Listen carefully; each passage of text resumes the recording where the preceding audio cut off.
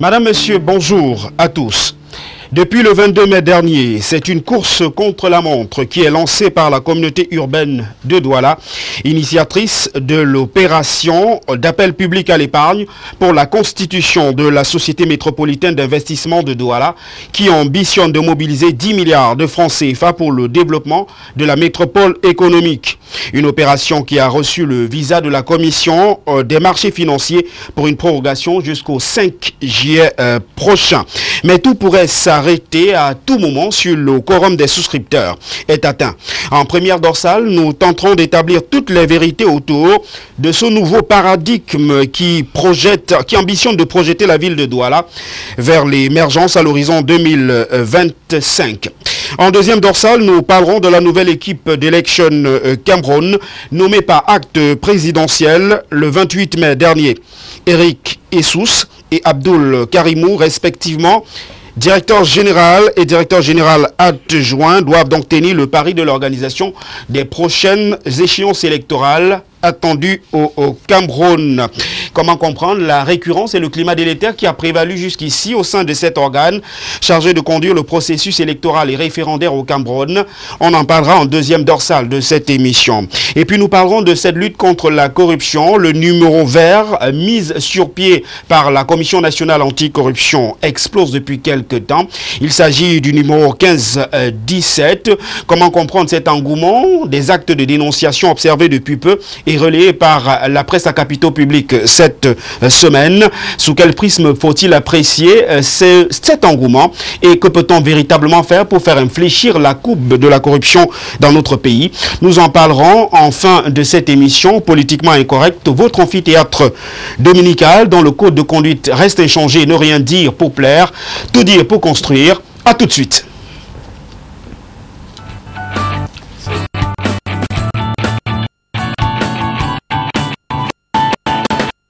Et Madame, Monsieur, merci de nous retrouver sur les antennes de la télévision du Monde pour cette livraison de votre émission politiquement incorrecte. Vous savez, cette émission, comme les précédentes, admet l'interactivité. Vous pouvez donc participer à cette émission par SMS. Les codes vont d'ailleurs s'afficher au bas de l'écran dans une minute. Je vais rapidement décliner les profils des personnalités qui ont bien accepté notre invitation ce dimanche sur les antennes de la télévision du Monde. Je vais commencer par Célestin Diamène. Bon dimanche et merci d'être venu. Je rappelle que vous êtes militant et cadre de la première heure du social-démocratique Front, le parti de la Valence. Tout à fait, je n'ai pas changé. Bonjour, bonjour Yves, bonjour à tous les téléspectateurs. C'est un plaisir d'être là aujourd'hui. J'espère que le débat sera à la hauteur et merci encore une fois de m'avoir invité. Juste à proximité de Célestin Diamène, on a Jacques Maboula-Bouya qui est le maire de la commune de Yabassi, le président de la plateforme pour une nouvelle république. Il a bien accepté de faire le déplacement pour Douala. Merci d'être venu, monsieur le président, monsieur le maire. Merci Yves et bonjour à tous les téléspectateurs. Je suis heureux d'être avec vous aujourd'hui. Nous sommes en début du mois de mai et en qualité de maire de la République, je déplore le fait que de nombreux engagements ne sont pas respectés jusqu'à ce jour à l'endroit des municipalités et à l'endroit des employés municipaux.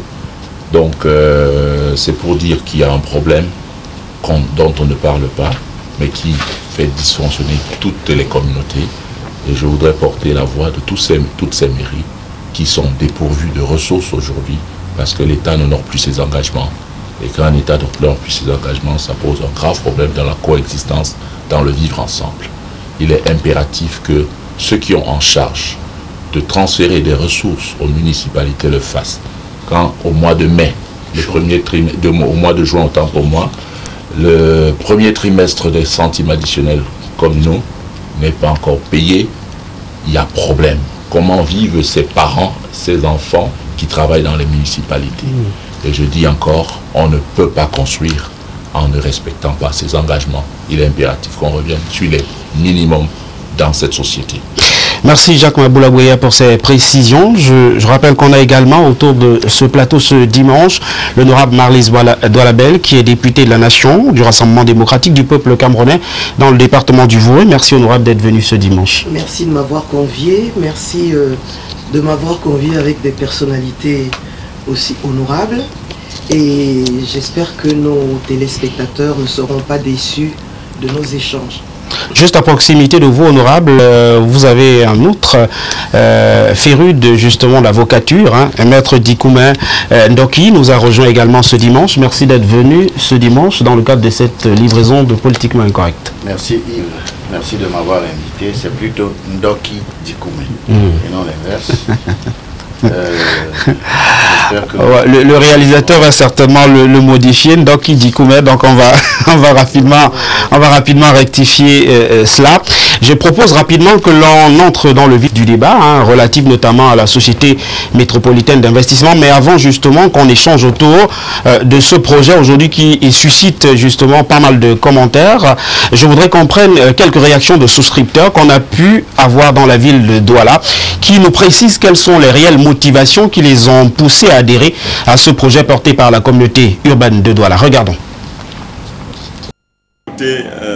La paroisse du cinquantenaire, comme l'ensemble de l'église d'ailleurs, est là pour promouvoir la vie humaine.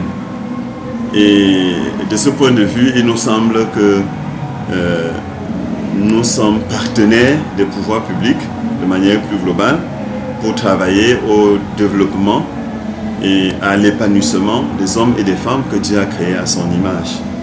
Et donc, de ce point de vue, tout ce qui participe au développement intégral de l'homme, l'Église ne peut que y participer.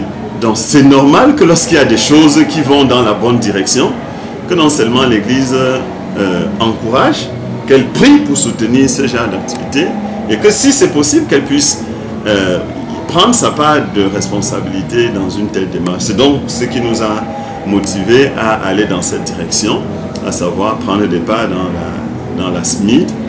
Je voudrais d'ailleurs dire que l'église, la paroisse du cinquantenaire, puisque c'est d'elle que nous parlons, est engagée depuis quelque temps, du moins elle travaille en collaboration avec la communauté urbaine.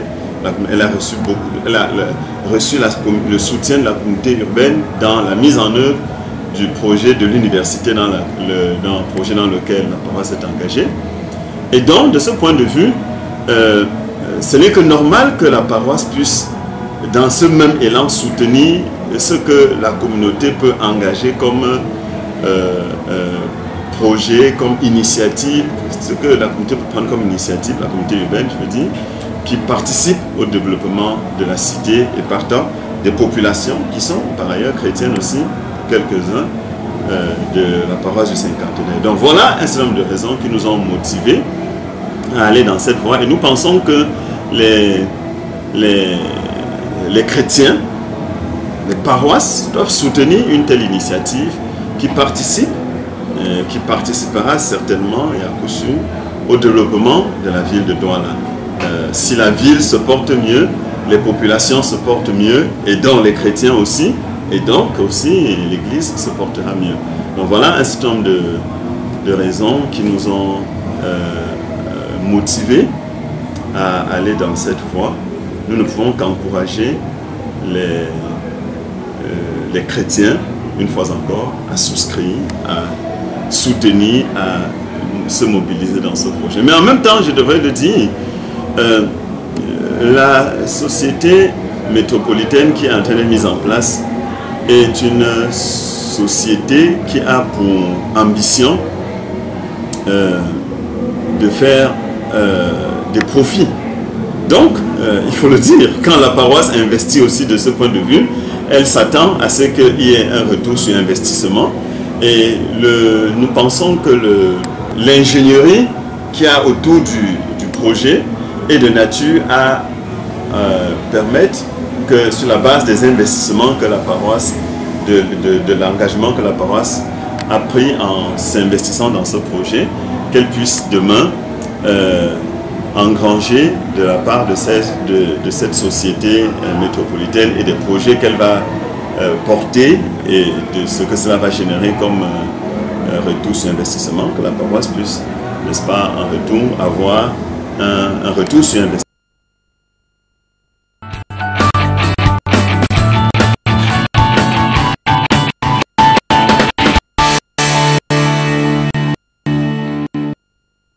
la suite de cet élément, j'ai presque envie, de prime abord, de vous demander qu'est-ce qui peut justifier justement la prorogation de cette opération? La commission des marchés financiers a été saisie par le promoteur parce qu'il y a de nombreux Camerounais et de nombreuses sociétés surtout qui ne pouvaient pas souscrire dans les délais qui avaient été initialement arrêtés. Nous savons tous que la plupart des sociétés ont leur conseil d'administration au mois de juin.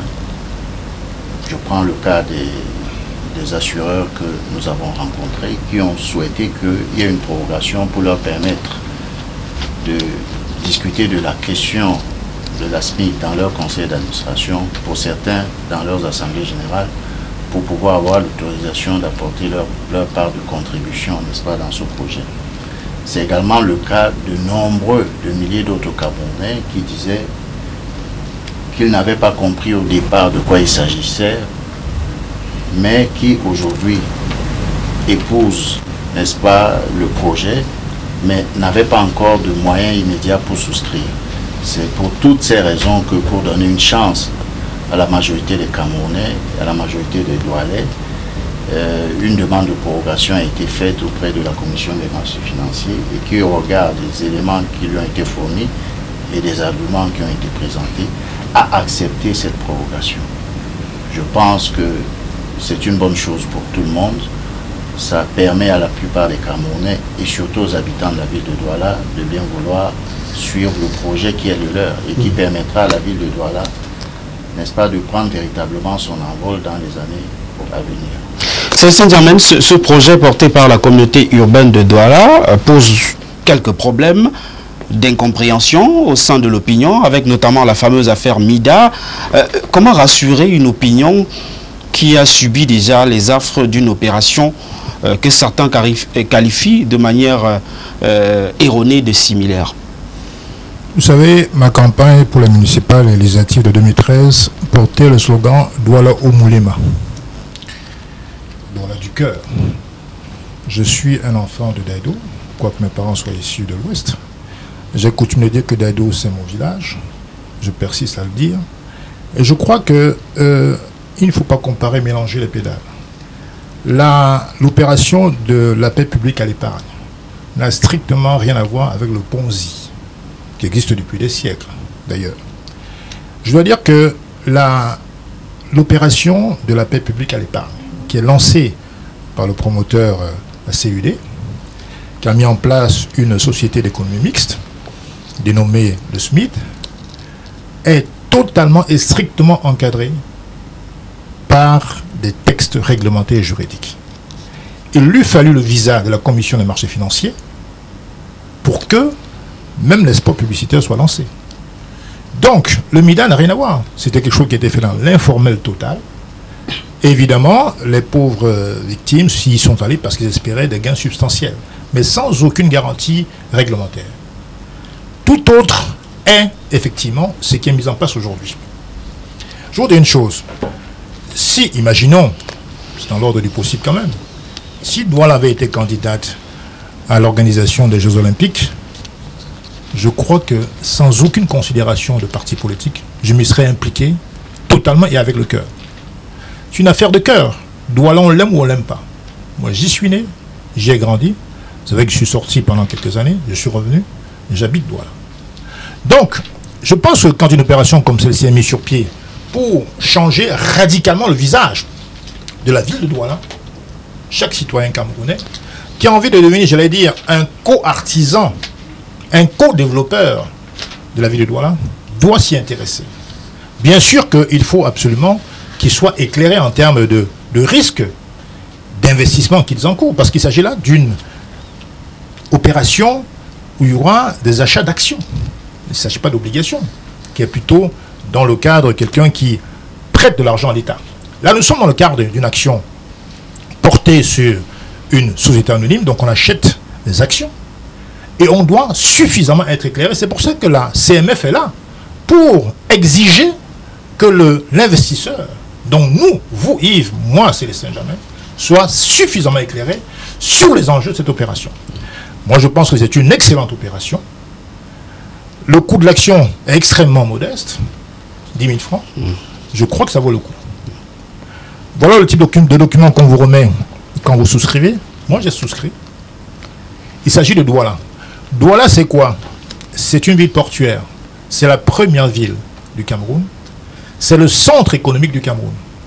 Douala, c'est 65% des activités formelles de tout le Cameroun. Imaginez les nombreuses villes qui sont au Cameroun. Douala, à elle seule, engrange 65% de toutes les activités formelles. Je ne vous parle même pas de l'informel. Baram Selam, c'est quasiment 80%. La pression de l'exode rural, Douala la supporte plus que Yaoundé, par exemple. Donc la plupart des Camerounais, des jeunes Camerounais, qui convergent des villes vers d'autres grandes villes, c'est essentiellement sur Douala. Douala, c'est quasiment 2 fois le taux de croissance démographique, c'est-à-dire que 5% par an. Douala accueille 200 000 personnes chaque année. Donc il fallait quand même une structure efficace pour gérer tout cela.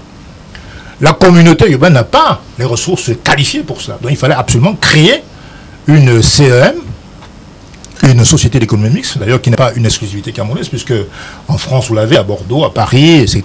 Moi, j'ai vécu en France très longtemps. Vous avez l'espace de centre d'affaires de la Défense, qui est géré par une SEM, par exemple. Donc, il fallait y aller. Je crois que pour une fois qu'une autorité locale prend l'initiative, il faut vraiment, et là je le parle avec le cœur, mettre de côté les considérations politiques et s'engager dans cette affaire. Parce que si ça marche, je pense que ça va marcher, ça doit marcher.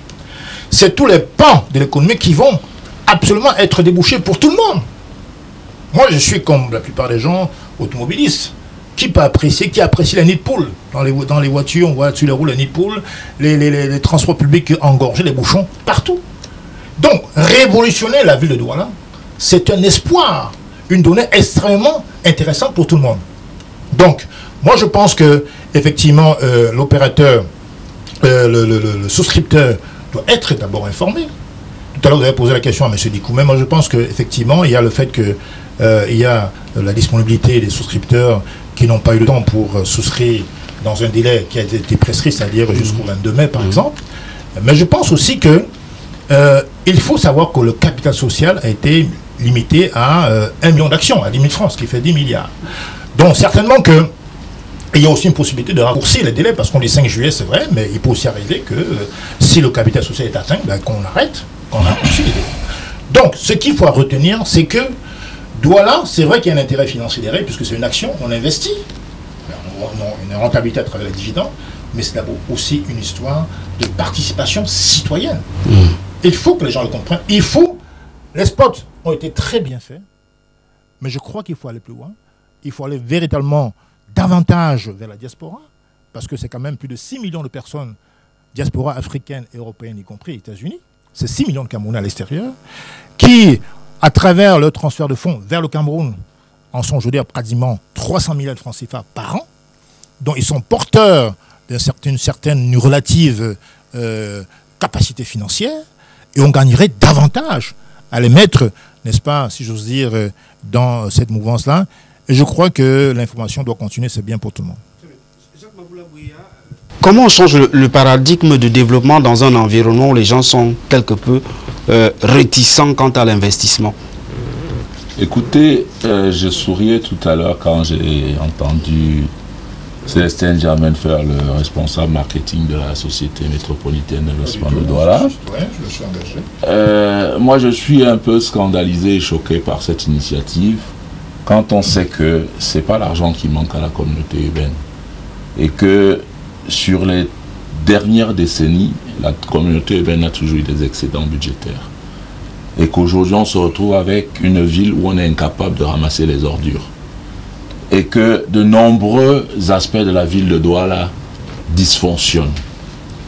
Et je peux encore dire une chose, c'est que 10 milliards, c'est rien pour une communauté urbaine, c'est rien.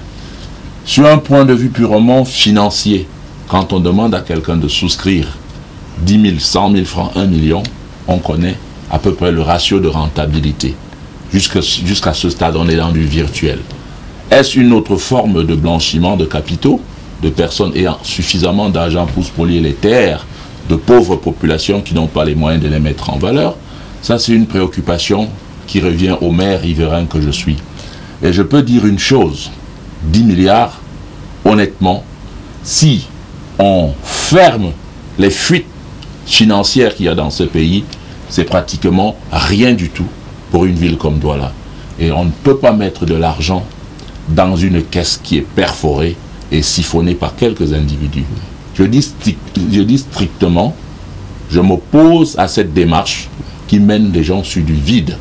Parce qu'on va arriver forcément dans une situation où l'État ne pourra plus respecter ses engagements. Je prends ces engagements, c'est payer les salaires des ouvriers municipaux, payer les centimes additionnels communaux, des trucs comme ça. Un État qui ne respecte plus son engagement n'est plus crédible.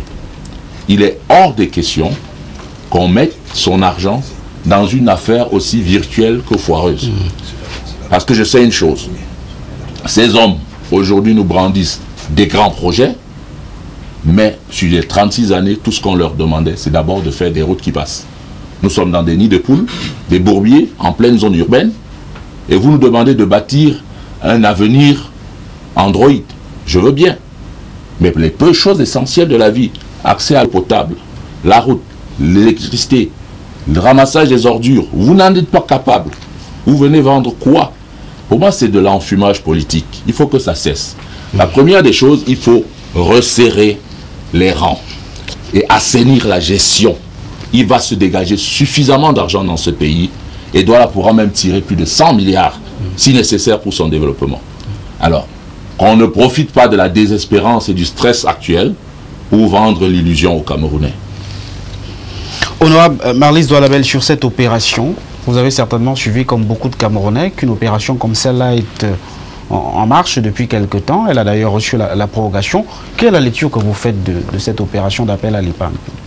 Alors moi je fais partie des personnes qui ont eu l'avantage d'avoir eu toute l'information. J'ai participé à un événement où le projet était présenté de manière très détaillée et j'ai été édifié et sécurisé. Donc je ne suis pas du tout dans la logique de monsieur le maire. Je pense que la ville de Douala, aujourd'hui, et surtout dans 10-15 ans, va avoir besoin de beaucoup de moyens et de beaucoup d'engagement citoyen, comme le disait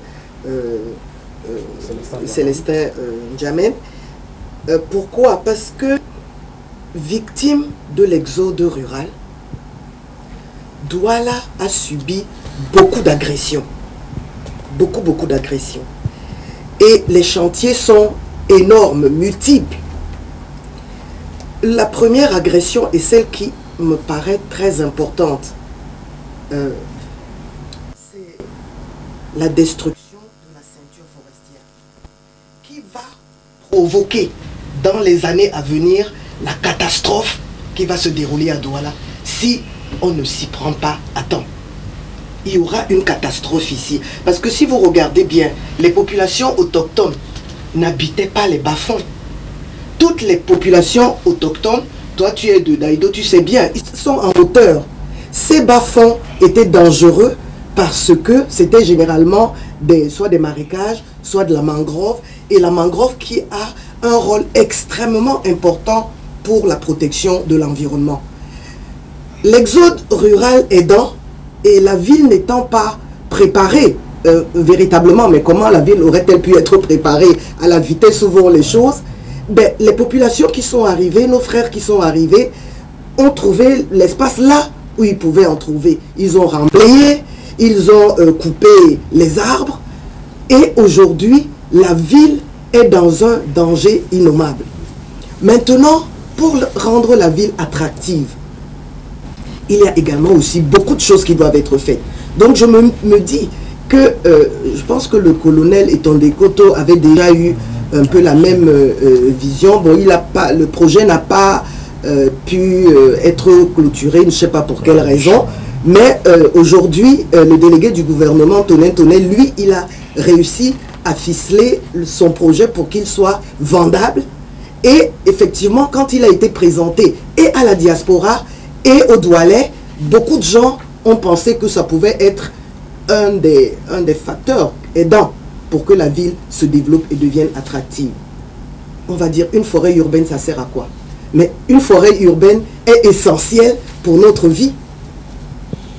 Les ordures, ça sert à quoi? Comment? Les ordures sur la route, ça sert à les quoi? Les ordures, je suis d'accord avec vous, c'est quelque chose de très difficile et il va falloir trouver des solutions pour cela. Mais on était en train de parler de ce que pouvait apporter ce projet à la ville. L'autre côté, parce que moi je ne suis pas businesswoman, je suis plutôt sociale et je me préoccupe plus de la vie des citoyens dans leur cité. Et je me dis que en nous impliquant, nous les gens simples, dans ces projets, peut-être que la ville nous appartiendra encore plus. C'est-à-dire qu'on sera plus soucieux de la conservation, de la maintenance, de la propreté des différents édifices, parce que ça sera nos édifices. C'est pour ça d'ailleurs qu'il ne faut pas laisser la place à ceux qui seront tentés de faire du blanchiment d'argent, etc. Il faut que tout le monde dans la ville se lance là-dedans, chacun selon ses moyens, pour que la ville nous appartienne et devienne plus attractive. Donc moi, très sincèrement, j'adhère. Vous allez me poser la question tout de suite. Est-ce que vous avez déjà souscrit? Je fais partie des gens informés, mais qui n'ont pas encore trouvé tous les moyens nécessaires pour souscrire. Donc, il dit qu'on met juste à proximité d'où, justement, mettre l'éclairage. Tout à l'heure, Jacques Maboula-Boye a parlé d'enfumage politique pour qualifier cette opération. Toujours est-il qu'il y a visiblement beaucoup de Camerounais qui sont intéressés par le projet. Est-ce de l'enfumage politique? Quelles sont les garanties? Il s'agit de placement d'argent. Quelles sont les garanties qui sont offertes pour cette opération? C'est triste d'entendre un élu dire ce qu'a dit monsieur le maire de Yabassi. Ça prouve qu'il ne s'est même pas informé sur ce projet, qu'il n'a pas pris la peine de lire les documents à disposition. Je prends un simple exemple. Il a parlé de rentabilité financière. S'il avait pris la peine de lire la notice d'information, il aurait trouvé à la page 90, c'est bien écrit rentabilité. C'est-à-dire que, et c'est dans un chapitre intitulé, tout un chapitre, avec tous les tableaux nécessaires, je pense qu'il comprend projection financière de la SMIT. Donc, le déficit d'information l'a amené à faire de l'amalgame entre ce qu'est la SMIT ou ce que sera la SMIT et les missions régaliennes de la communauté urbaine. Mais je suis un tout petit peu surpris et déçu. Dans l'entente de son propos tout à l'heure, il se plaignait de ce que l'État ne paye pas les centimes additionnels aux mairies. Je ne sais pas comment il fait pour enlever les ordures à Yabassi, mais au niveau de Douala, il devrait se poser la même question.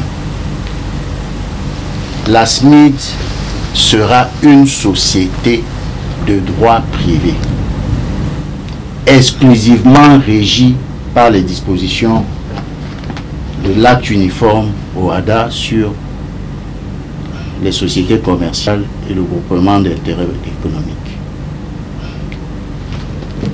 S'il avait pris la peine de lire la notice d'information, il aurait trouvé là-dedans que dans l'acte uniforme, il y a tout un titre qui traite des dispositions spécifiques aux sociétés anonymes faisant appel public à l'épargne. Et c'est, s'il vous plaît, je ne vous ai pas interrompu. Laissez-moi parler. Restons courtois. Restons corrects. Il aurait pris la peine de comprendre que ce n'est pas MIDA. M. Germain l'a bien expliqué tout à l'heure. Ce n'est pas de l'enfumage politique, parce qu'il s'agira d'une société privée détenue, n'est-ce pas, à 67% par les privés, 20% société et 47% par les citoyens. Alors, quand vous prenez les sociétés de la place, qui disposeront de 20% du capital, qui sont faites pour gagner de l'argent, qui seront au conseil d'administration, vous pensez que c'est de l'enfumage politique? Ne mélangeons pas. Les sociétés d'économie mixte permettent le développement de toutes les cités. Ça s'est fait à Paris, ça s'est fait récemment à Abidjan. Parce qu'il y a un pont à péage à Abidjan, c'est sur la base d'une société d'économie mixte. On finance aujourd'hui les villes avec les sociétés. En plus, il ne faut pas confondre le capital de la société aux investissements futurs qui seront faits, qui pourront être faits sur des centaines de milliards. Là, il s'agit de créer la société en partant sur un capital de 10 milliards. Mais les investissements pourront être... C'est un peu comme si vous prenez le capital des banques, il est de 10 milliards. Mais quel est le chiffre d'affaires de ces banques? Ça ne veut pas dire que le capital, c'est le chiffre d'affaires.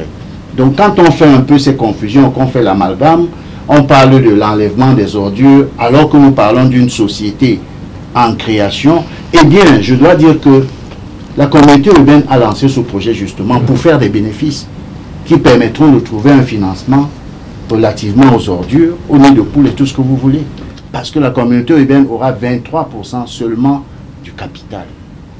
Avec l'ensemble des mairies, c'est-à-dire que l'État et les démembrements, les mairies, la communauté urbaine. Donc, on ne peut pas faire ce genre d'amalgame. Je ne peux pas laisser passer ce genre de choses parce que c'est donner l'impression que le travail qui a été fait par de nombreux experts d'ici et d'ailleurs, sur le plan juridique, sur le plan économique, c'est tous des gens qui font de l'enfumage politique. Mais ce n'est pas tous des gens du RDPC. M. N'Djamène en est l'illustration. Il parle avec le cœur, comme il dit, comme un enfant de la ville de Douala.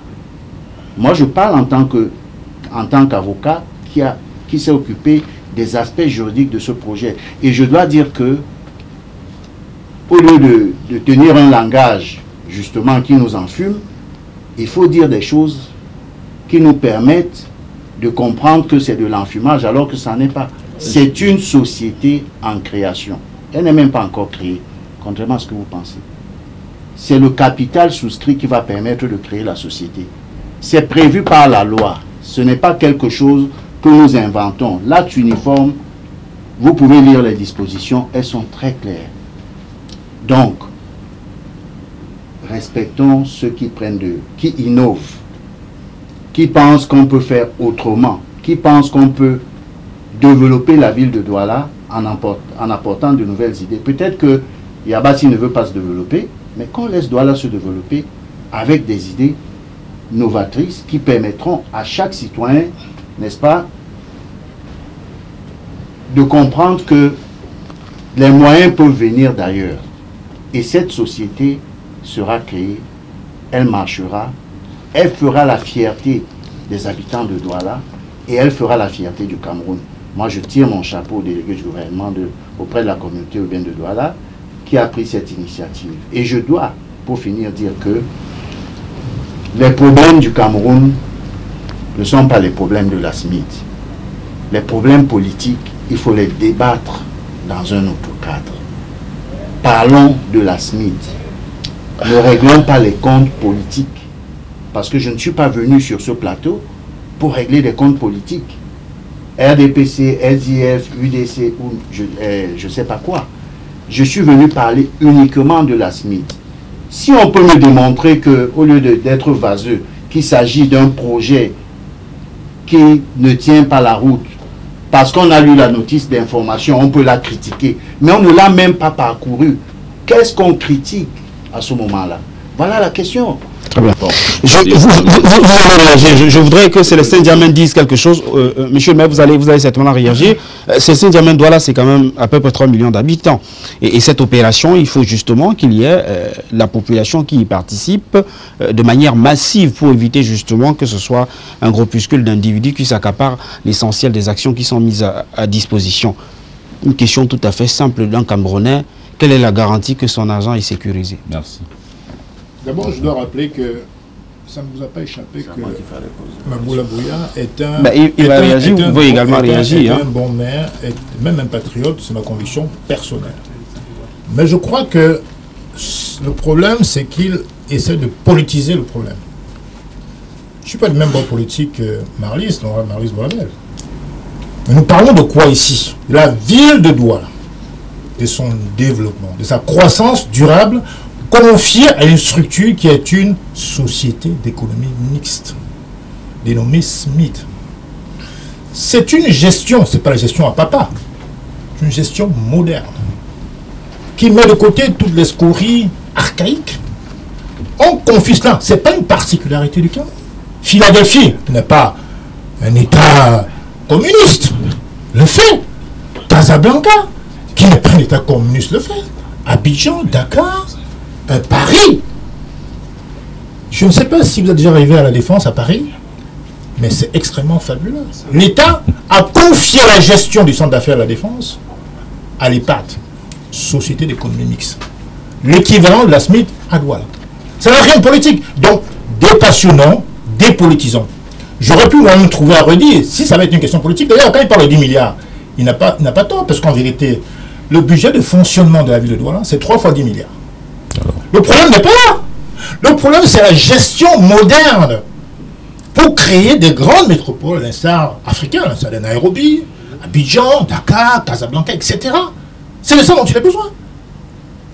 La communauté urbaine, se sentant les ailes, peu aguerrie pour ce genre d'opération, a externalisé. Point. Ce n'est pas donc du tout une question politique. Je suis désolé, j'ai souscrit. Pourquoi? Un, pour des raisons de cœur, parce que je suis un enfant de Douala, je suis un fils de Douala. Mais parce que, effectivement, l'opération est garantie, un, par le visa de la CMF, de deux, c'est vrai que c'est une action. Donc, qui dit action, dit introduction dans la bourse de valeurs, gérée par le Stock Exchange. C'est vrai qu'il faut davantage informer les citoyens qu'une action, ce n'est pas une obligation. Dans le cadre d'une action, vous êtes beaucoup plus un investisseur. Vous prenez des risques. L'action peut monter ou baisser. Il y a des intermédiaires qui gèrent votre compte titre. C'est un compte titre qu'on ouvre au sein de l'Ecobank. Ce compte titre, il faut bien sûr rémunérer, il faut le dire aux téléspectateurs. Les intermédiaires, PSI, syndicats de placement, seront rémunérés. Il y a des frais de garde, je pense, qui sont trimestriels. Et donc, chaque souscripteur reçoit, quand il souscrit, ce qu'on appelle une notice d'information. Dans cette notice, il connaît la valeur du capital social, il connaît le prix minimum de l'action qui est de 150 000, correspondant à 15 actions. Il connaît le prix maximum pour les institutionnels qui est environ de 50 000 actions. Il sait qu'il prend des risques en tant que souscripteur. Il achète une action, dont c'est un titre. C'est un titre. Alors que l'obligation, comme on l'a vu par exemple pour le plan d'urgence ou bien pour le SAC d'Olymbe, c'est un titre de créance. Là, vous avez un titre de propriété basé sur une valeur mobilière. Donc, qui fluctue en fonction des circonstances. À la fin, il y a ce qu'on appelle les dividendes. Bien sûr, une fois qu'une assemblée générale est convoquée, on arrête les comptes et sous la supervision d'un conseil d'administration, on décide combien de dividendes iront aux actionnaires. C'est clair. Donc, ils ont le canevas juridique réglementaire de ce qu'ils vont gagner. Il n'y a aucun mystère. Moi, quand je m'engage en tant qu'actionnaire, je suis actionnaire. J'assume en tant que Célestin Djamène. Je n'ai pas à rougir de cela. Je sais ce que je risque en posant cet acte.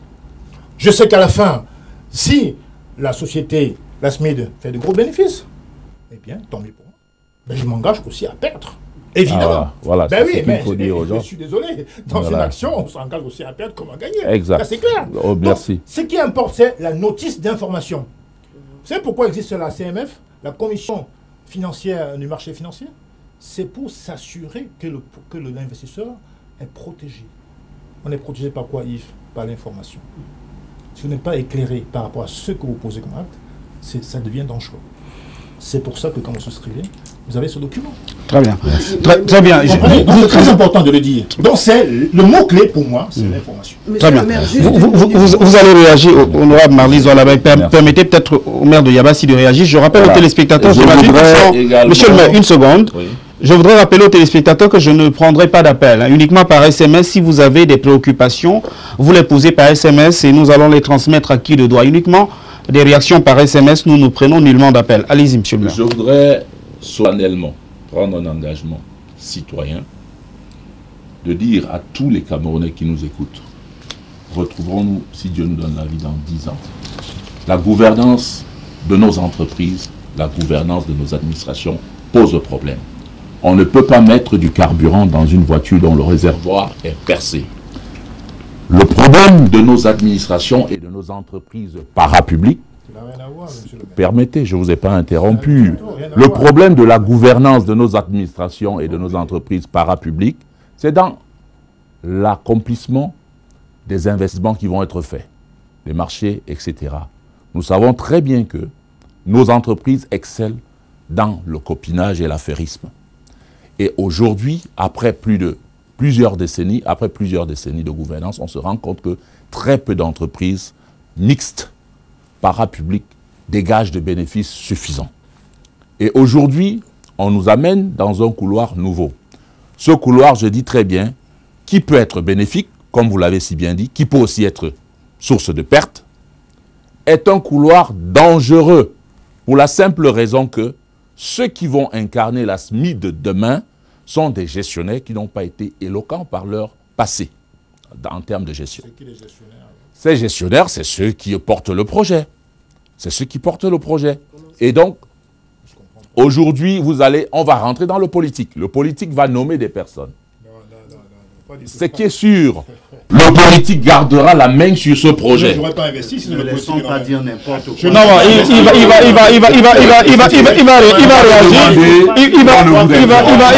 il va réagir. Ne laissons pas dire n'importe quoi. Nous avons dit dans un conseil d'administration, quand on n'est pas informé, je vous dis très bien, dans un conseil économique. d'administration, il y a des forces. Il y a des forces. Et qui prennent ces décisions, c'est des politiques. Toujours à la fin. N'inventons pas le fil à couper le beurre. Et ça va toujours être de l'affairisme, de l'esprit partisan. Monsieur le maire, j'ai presque envie de vous relancer, monsieur le maire. Savez-vous quelle est la constitution du capital tel qu'il est prévu? Est-ce que vous avez la moindre idée de la constitution du capital? Est-ce que vous savez au moins que c'est le citoyen lambda qui sera ultra majoritaire au sein justement de l'Assemblée? Mais seulement on retombe sur les mêmes travers. Au sein du conseil d'administration, il y aura des forces qui vont se présenter. Et c'est toujours des enjeux. Je vais vous prendre un exemple simple. Vous avez dit vous allez... Non, attendez. La communauté urbaine à 23%. Parce qu'il ne sait pas. Maximum. C'est plafonné à 23% pour la communauté urbaine. Le reste après, jusqu'à 1 million. Chaque actionnaire peut prendre des parts. D'accord? Non, c'est pas ça. Pourquoi pas? Alors renseignez-vous. Maître Ndoki, puisque vous êtes là, renseignez-vous. Apportez donc l'information nécessaire justement. Parce que justement, on parle de cette question de la caporisation du capital de la SMIC. Est-ce qu'il faut rassurer l'opinion sur cette question? L'actionnaire majoritaire, en réalité, ce sera le Camerounais. Oui. Au regard de la constitution du capital. Je dois dire que, encore une fois, lorsqu'on ne sait pas, on n'affirme pas. Monsieur le maire affirme alors qu'il n'a même pas il ne sait pas renseigner.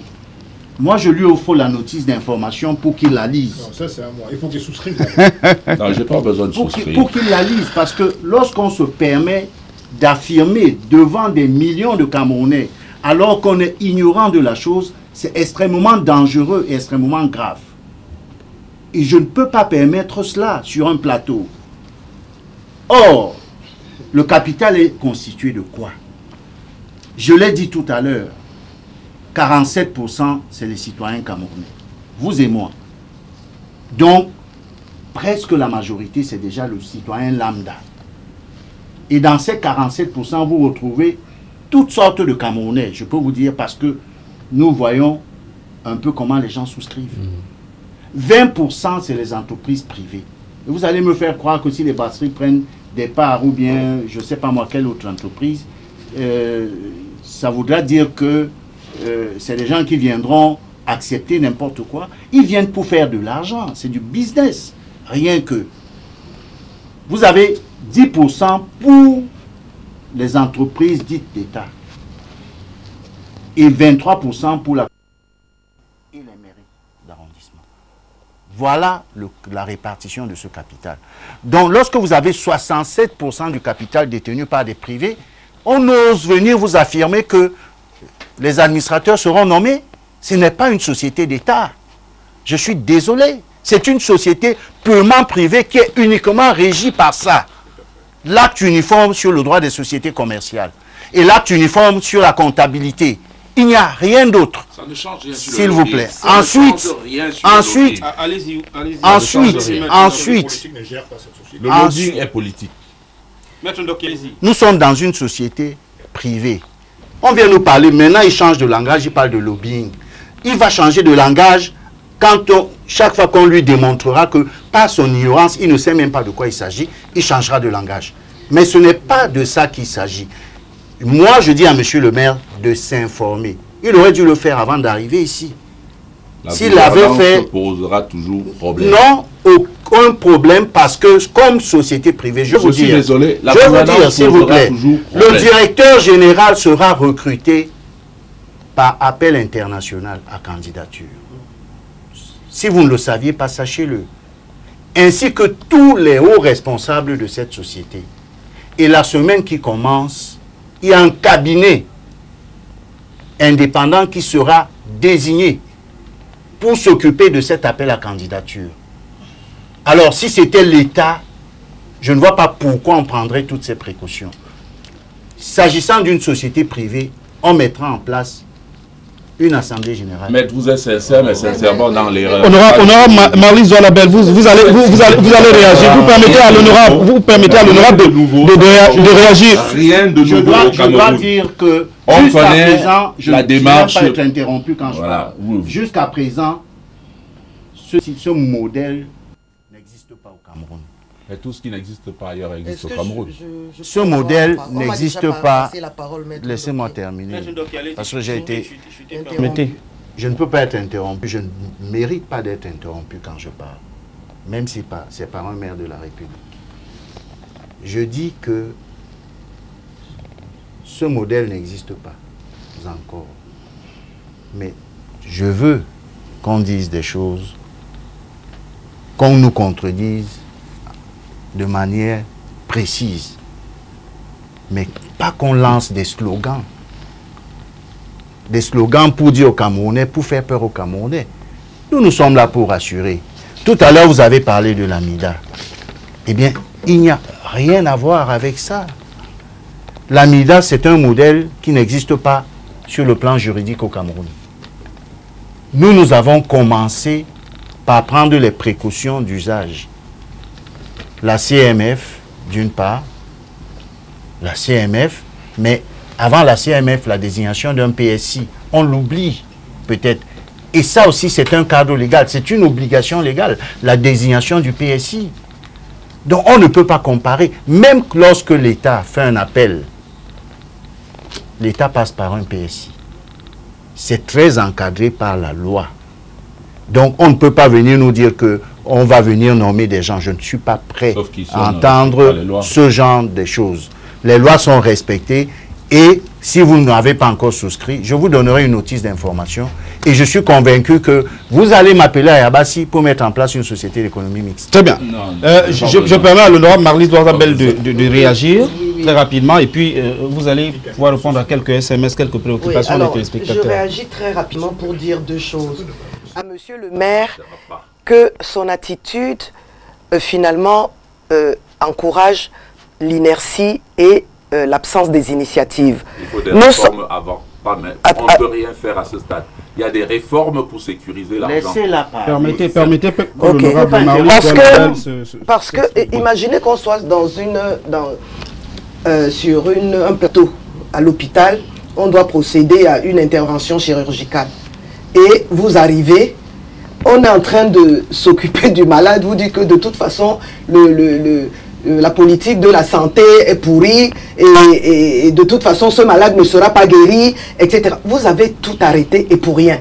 Je pense que quand il y a une initiative de cette importance et encadrée comme elle a été encadrée sur le plan juridique, sur le plan financier, sur le plan économique, je pense qu'il faut encourager à ce que ça aboutisse. Parce que c'est les résultats qui nous intéressent. Ce n'est pas l'échec du projet. Mais apparemment, vous, c'est déjà amorné pour vous. Non, moi je pense qu'il faut avoir une attitude plus positive. Et la deuxième chose que je voudrais dire, c'est que justement, l'information des populations. Je pense que les promoteurs doivent faire un petit effort à l'endroit des personnes lambda que nous sommes. Comment est-ce que l'information que moi j'ai eu l'avantage d'avoir, parce que j'ai été convié ou alors que j'ai été sur le net, les associations féminines, par exemple, qui veulent faire du business et mettre leur argent dans ce projet pour participer en tant que citoyen, mais aussi attendre un retour sur investissement, comment est-ce qu'elles sauront, comment est-ce qu'on va les atteindre? D'accord. Comment est-ce qu'on va les atteindre? Donc, je posais la question. Maître... Vous allez réagir. Je vais évacuer quelques SMS et Maître, donc il va peut-être réagir à cela. Bonjour à vous sur le plateau. Je voudrais savoir où on achète les actions de la SMID. Maître Ndoki, vous allez pouvoir y répondre. Je voudrais évacuer également ce SMS. Salut à vous. Ma question s'adresse à Maître Ndoki. Quel est le minimum d'un citoyen pour investir quel est le minimum qu'un citoyen peut investir et quel est le maximum? C'est Ludovic qui vous adresse ce message. J'en reçois tellement. Voilà. Voilà. Vous allez répondre parce que ça, c'est un SMS très drôle. Qu'est-ce qu'il dit? Voilà un projet qui est mis sur pied pour tous les Camerounais. Lorsque les Bamileke vont tout acheter, vous allez pleurer. Et il est d'accord avec Maître N'Djamène puisque le projet n'emballe pas certains et une communauté pourrait s'arroger l'intégralité des actions. Allez-y, Maître Doc.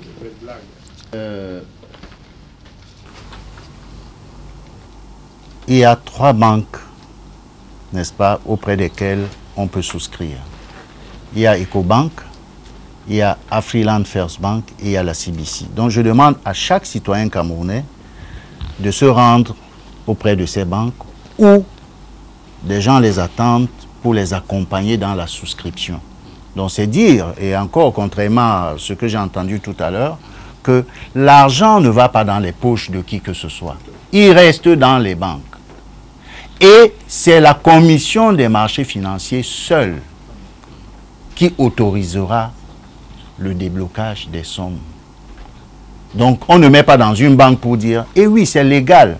Parce que quand on n'est pas informé, on peut dire ce qu'on veut, mais c'est un projet rigoureusement encadré par la loi et par le droit. Donc, ce sont ces banques-là qui ont été retenues par le PSI et c'est auprès de ces banques qu'il faut souscrire. Elles sont ouvertes à leurs heures habituelles et chaque citoyen camerounais peut s'y rendre pour pouvoir souscrire, comme l'a fait M. N'Djamène. Mais il faut surtout ne pas attendre les dernières minutes. Non, il ne faut pas attendre les dernières minutes parce qu'on a vu les gens se bousculer le 22. Les banques étaient envahies. Envahies, je dis bien envahies. Et c'est pour tout ça, parce qu'elles n'ont même pas pu servir tout le monde, c'est pour toutes ces raisons qu'il y a eu prorogation. Donc il faut pouvoir en bénéficier avant justement que ce délai. Votre deuxième question? La deuxième question, c'était en rapport avec le nombre d'actions à souscrire. On en a parlé de 15. L'action, oui, l'action est de 10 000 francs. Il faut en souscrire 15. Et croyez-moi... Ça fait 150 000 francs. Seulement 150 000. Et si 1 million de Doualais souscrit, vous pouvez imaginer ce qu'on peut faire dans la ville de Douala avec l'argent récolté. On peut investir. Et combien d'argent on aura dans nos poches? Parce que c'est souvent. Et combien d'argent on aura dans nos poches? Je rappelle que si la communauté urbaine a lancé ce projet, c'est parce qu'elle entend en tirer des bénéfices. Les 23% de la communauté urbaine, elle veut 23% de dividendes pour pouvoir travailler pour les citoyens de la ville. Parce que sur le plan régalien, l'État ne peut pas tout. Nous le savons. Et monsieur le maire se plaint. Il dit que lui n'a pas reçu ses centimes additionnels, dont il est bloqué. Peut-être que c'est le cas de toutes les communes de la ville de ce pays. De ce pays. Donc, quand il y a un projet aussi novateur pour permettre à une ville de réaliser un certain nombre de projets, il faut plutôt l'encourager. Il n'y a aucun souci. Quant à dire qu'il y aura, les Bamileke achètent tout, mais c'est des Camerounais. Malheureusement, ce ne sera pas le cas. Non, mais c'est pour dire qu'ils savent fleurer le bon coup. C'est des Camerounais et... Oui, allez-y, allez-y. C'est des Camerounais et s'ils comprennent leur intérêt, et croyez-moi, ils sont très nombreux les Camerounais qui souscrivent. Extrêmement nombreux. Et moi, c'est un peu ma fierté. Comme un enfant de cette ville également, de Daïdo comme M. N'Djamène d'ailleurs, pour dire que nous sommes en train de réaliser quelque chose qui apportera le développement dans cette ville. C'est une idée géniale. Et partout où on a créé ce type de société, on a vu des projets. Je vais rappeler à M. le maire que au lendemain de la mise en place de la société, les travaux des 2 principaux marchés de ces projets vont démarrer. Et les marchés sont rentables. Marché de Bonham Sadi qui n'existe pas et marché de Nyodaido, ainsi que la forêt urbaine. C'est des projets générateurs de revenus. Ils sont nombreux. nous ne visons à la SMIC que des projets générateurs de revenus. La communauté urbaine veut gagner de l'argent. Et si la communauté urbaine veut gagner de l'argent, eh bien, chaque citoyen qui met 150 000 francs devra gagner de l'argent. C'est ça le plus important. Vous allez dire un mot, vous allez dire un mot rapidement, on va évacuer les SMS et on va rapidement passer à la deuxième thématique de cette émission. En 1987, j'étais encore en France. Il y avait un Premier ministre qui s'appelait Édouard Balladur. Et TF1 sort du giron de l'État pour être mis en vente. Monsieur Martin Bouygues, donc Martin Bouygues, qui était un grand Promoteur de BTP, décide d'acheter TF1. Qu'est-ce qu'on fait? On lance un actionnariat public.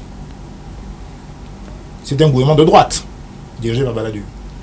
Moi, j'étais sympathisant socialiste. J'allais aux réunions. J'ai acheté une action de TF1. Donc, il n'y a aucune considération politique. Il s'agit de faire des affaires. Est-ce que ce sera rentable? Je pense que oui. Est-ce que ça ne sera pas? C'est des actions. Donc, il y a des risques. Aujourd'hui, nous avons à Douala, par exemple, à Abidjan, vous avez un grand centre de conférence internationale capable d'accueillir un sommet de chef d'État africain. À Yaoundé, vous avez un palais de congrès. Douala n'a rien de tout cela. Il faut créer, par exemple, à Douala, un grand centre de conférence internationale. Un centre d'exposition. Vous pensez que Douala, la première ville de la CEMAC, ne mérite pas ça? Investir là-dedans, pour moi, investisseur, je crois que il ne faut pas toujours voir le verre à moitié vide. Il faut être positif dans la vie. Je crois que le monsieur le maire est un homme très positif. Mais il y met des éléments politiciens. Moi aussi, je suis un homme politique. Donc, je pense qu'il y aura un compte séquestre tenu par les 3 banques que Medikouma a citées. Votre argent est en sécurité. Bien sûr, un actionnaire investit, comme tout investisseur. Ça peut tourner à un certain moment de manière très très positivement pour lui, comme l'action peut baisser. Évidemment, il peut céder ses actions. Il y a des placements, il y a des intermédiaires dans le PSI qui font l'affaire, qui gèrent les comptes titres individuels. Donc, pour moi, il faut d'abord le voir, bien sûr, comme une affaire de volonté citoyenne, de participation, d'être fier que demain Douala s'est relevé aussi un peu grâce à soi-même. Mais d'abord, c'est aussi une histoire de rentabilité financière. Et c'est là qu'il faut mettre l'action. Il ne faut pas en rougir. Je veux dire en français facile l'idée qui soutient ma pensée. L'idée de la SMIC, en soi, c'est une bonne idée. Mais le problème, c'est la gouvernance et les charges générées par notre façon de gérer les affaires. Ça veut dire que vous allez mettre certainement, sincèrement, votre argent, mais vous allez avoir une structure qui ploie sous le poids des charges. Et vous allez, in fine, avoir une structure qui n'est pas rentable. C'est de ça qu'il s'agit. Au Cameroun, permettez, maître, permettez. Non, je vous le dis.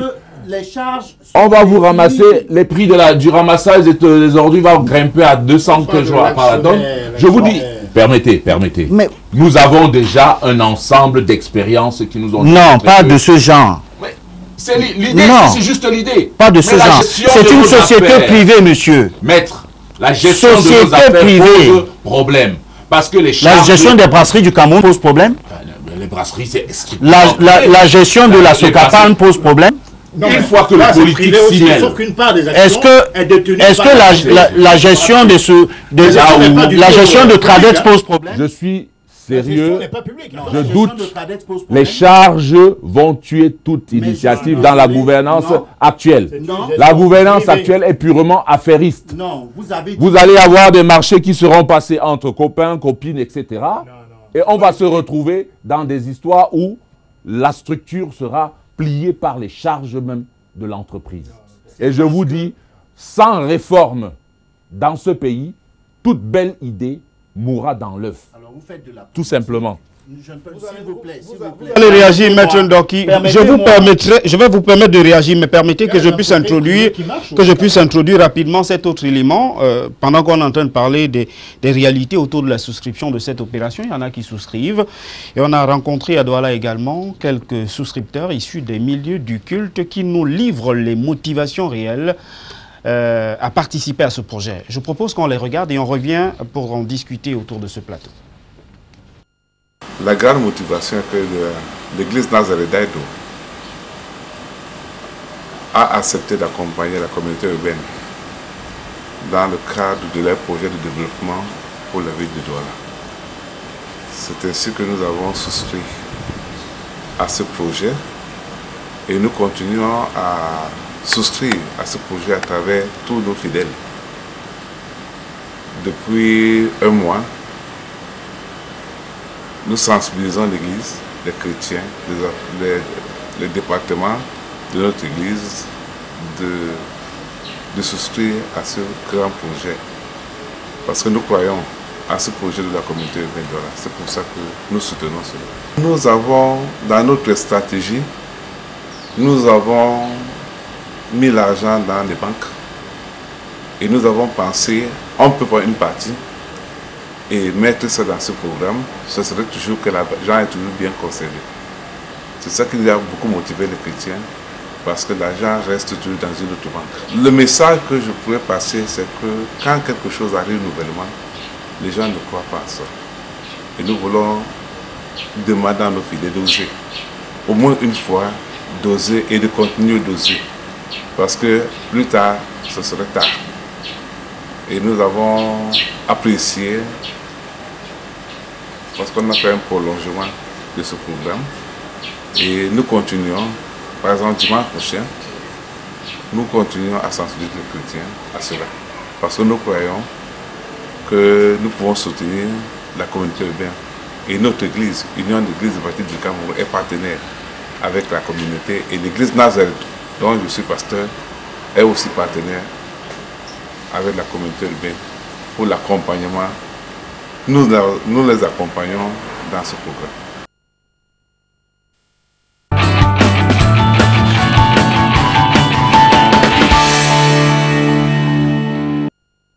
Il y a tour de table autour de cette SMIG et on va débuter avec Maître Ndoki Dikoumé avec quelques réactions des téléspectateurs pour sortir de ce sujet. Une réorganisation de l'État qui dissoudra les communautés urbaines entraînera quelles conséquences pour la SMID? C'est une question qui vous est adressée. J'en reçois tellement. Hein. Je vais essayer d'évacuer au maximum. Bonjour aux panélistes. Ma question s'adresse à Maître Ndoki Dikoumé.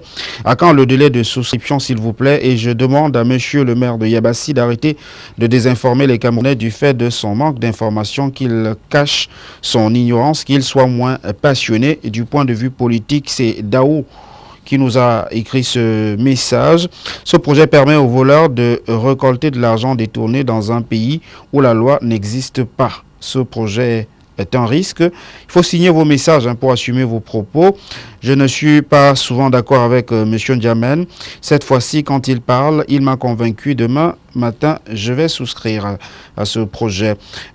Bonjour. Juste pour dire à Maître Ndoki, où est passée la CU des finances, qui était avocat, j'ai du mal à suivre. Hein.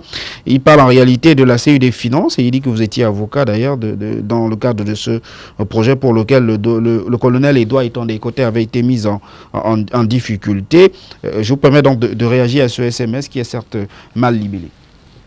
D'abord, je n'étais pas avocat de la CU des finances dans le cadre de la mise en place de la CU des finances. Et ce dossier est encore en cours devant les juridictions camerounaises et je ne peux pas l'évoquer publiquement. Ma déontologie me l'interdit. S'agissant du délai, c'est jusqu'au 5 juillet. Les souscriptions courent jusqu'au 5 juillet. Mais nous demandons à nos concitoyens, à tous les Camerounais, de ne pas attendre la dernière minute. Pourquoi? Parce que d'une part, on pourrait arrêter les souscriptions avant terme. C'est possible. La CMF peut nous dire dans 2 ou 3 jours, eh bien, vous allez arrêter les souscriptions parce que vous êtes à 15 milliards, par exemple. Donc, il ne faut pas attendre la dernière minute. Il faut le faire à temps. D'autre part, parce que, compte tenu de l'engouement suscité, il ne faut pas non plus attendre la dernière minute parce qu'on risque de ne même pas accéder au guichet de banque. Pour toutes ces raisons, je pense que c'est le moment de souscrire. Mais je ne peux pas ne pas répondre à ce que dit Monsieur le maire de Yabassi, qui change au gré des explications. Mais je lui rappelle que toutes les informations sont dans la notice. Quand il parle de gouvernance, de la société, je lui ai rappelé que, s'agissant de ceux qui auront au quotidien la charge de la société, le recrutement se fera par appel à candidature d'un cabinet privé. Donc ce n'est ni la communauté urbaine, ni Maître Ndoki, ni M. Ndiamen qui vont le gérer, mais c'est des spécialistes autonomes et indépendants. Première chose. Deuxième chose, il faut qu'ils comprennent que quand on parle de société anonyme, c'est les brasseries du Cameroun, c'est la Safacam, c'est la Socapalm, c'est toutes les grandes sociétés que nous avons au Cameroun. Elles sont gérées de manière autonome, sans la participation de l'État. Et cette société qui sera mise en place sera gérée par son assemblée générale, son conseil d'administration et sa direction générale. Enfin, pour son information, il faut qu'il sache qu'il s'agit d'une structure extrêmement légère, où l'ingénierie sera fortement sollicitée, où on ne voudra que des gens extrêmement pointus. Parce que quand on regarde le schéma qui a été défini sur le plan économique, pour ces structures, il ne s'agira pas de recruter 100 000 personnes. Non. Elle aura à gérer de très très fortes sommes.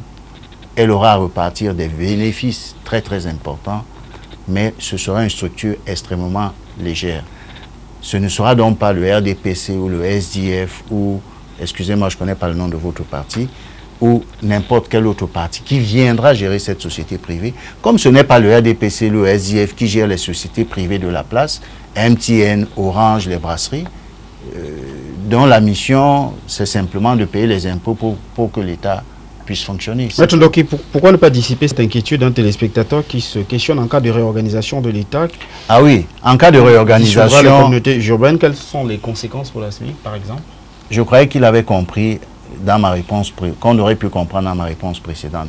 Une société privée reste une société privée. Un actionnaire, quel qu'il soit, n'est qu'un actionnaire. Si les parts de la communauté urbaine doivent être dévolues à une nouvelle structure, eh bien l'acte de dissolution des communautés urbaines, etc., le précisera. Mais la communauté urbaine de Douala n'est qu'un actionnaire comme M. Ndiamen. Donc sa disparition n'entraînera pas la disparition de la société qui continuera de fonctionner. Parce que la communauté urbaine n'a pas de droit particulier dans cette société.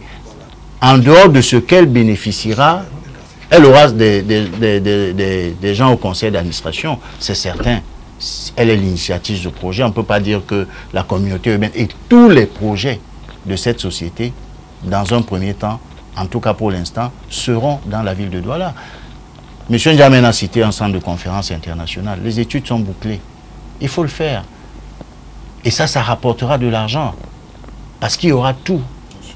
Il y a de nombreux projets dont les études ont été faites et qui n'attendent que la création de cette société et son lancement. Donc, on ne sait pas, le monsieur délégué du gouvernement ne s'est pas levé un mardi matin pour dire que demain je crée la SMID. Il y a eu des études pendant 1 an avec des experts d'ici et d'ailleurs. Peut-être que c'est ça que certaines personnes ne savent pas. Donc c'est un projet qui a été bien pensé, qui a été bien réfléchi et dont l'exécution ne posera aucun problème. Donc nous dire que on va venir recruter des milliers de personnes, c'est une société privée. On ne recrute pas n'importe comment dans une société privée, on recrute parce qu'on a un besoin réel. Et si ce besoin n'existe pas, on ne recrute pas. Et je vous ai dit, je le rappelle encore, c'est par appel à candidature internationale que le directeur général de cette société sera recruté. Donc ce ne sera pas le copain de monsieur le délégué du gouvernement, son cousin ou le cousin de Maître Ndoki. Ça n'a rien à voir.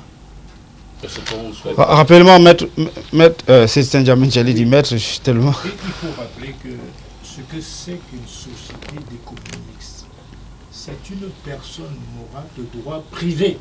Certes, une partie des actions est détenue par les entreprises publiques, mais c'est d'abord une société qui a une autonomie financière de droit privé.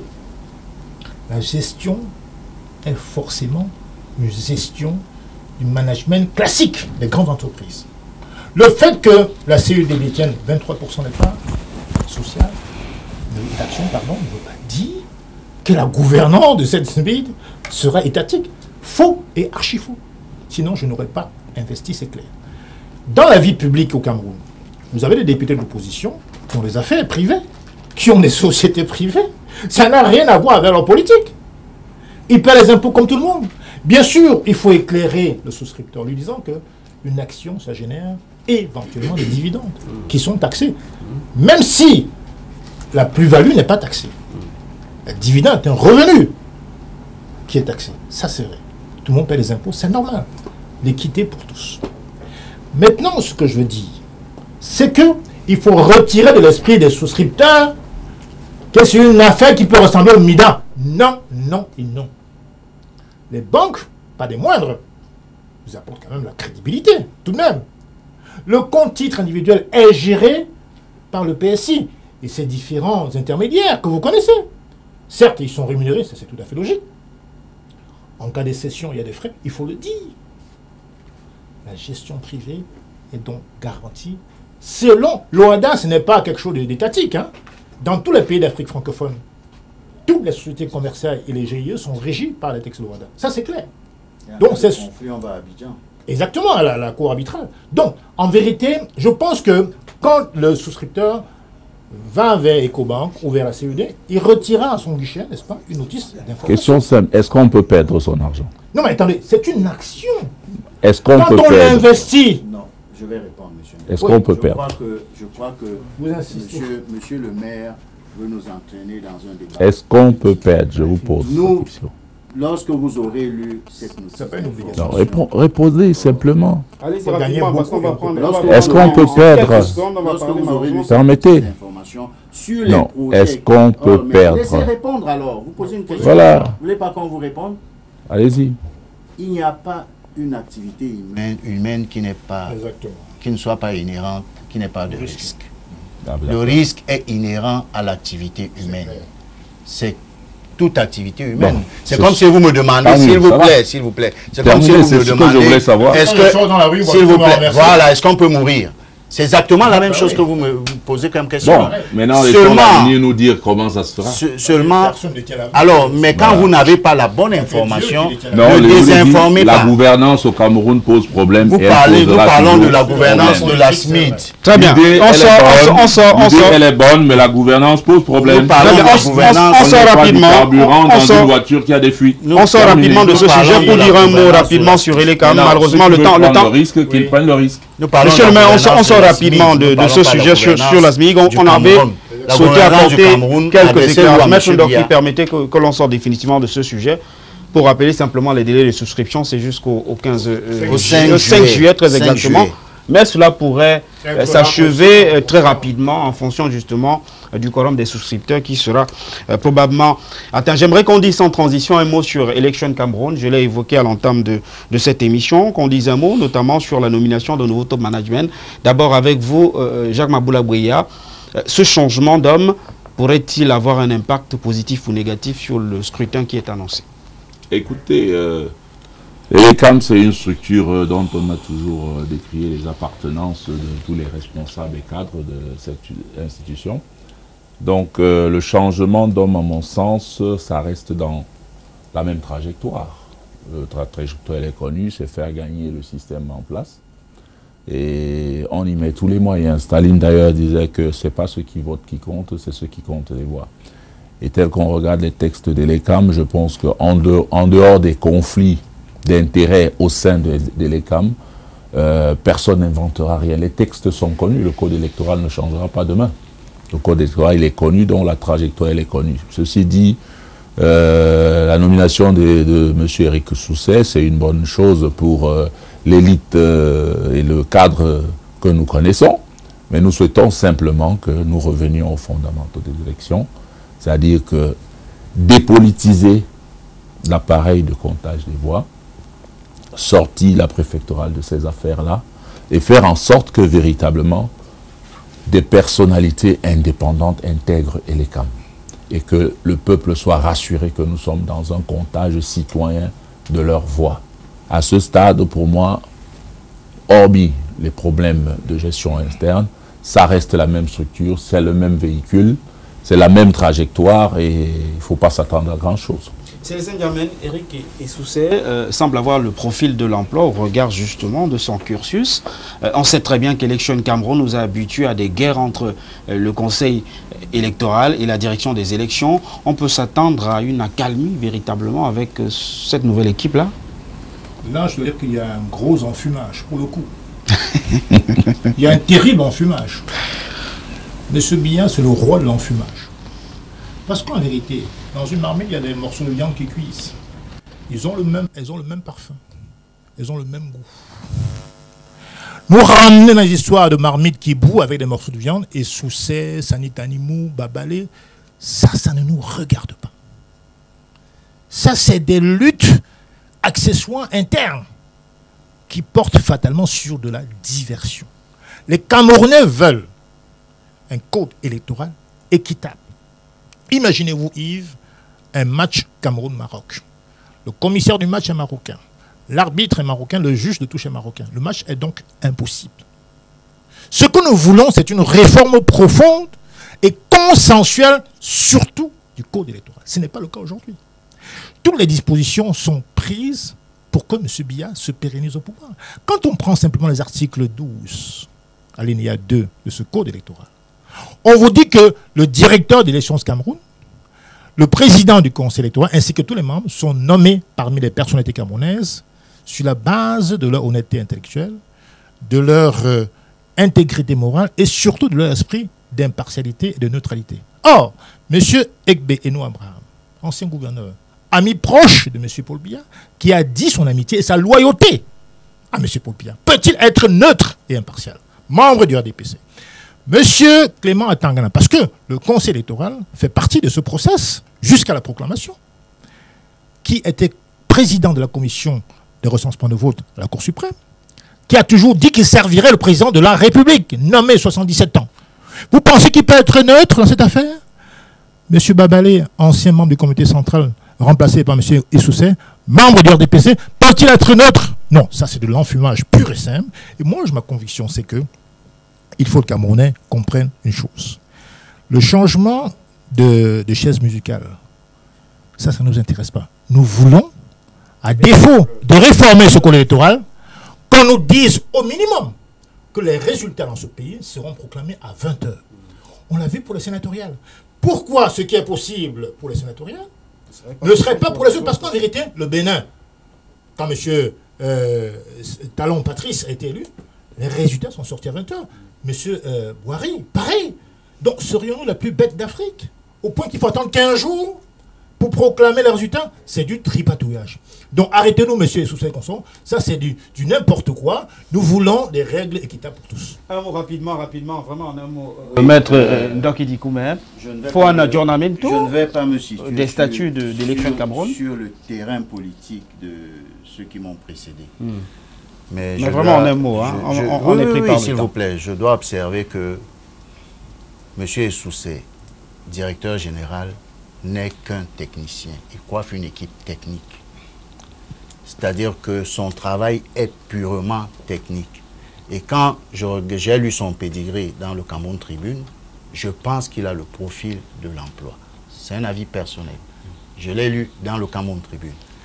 Maintenant, je demande aux partis politiques de jouer leur rôle.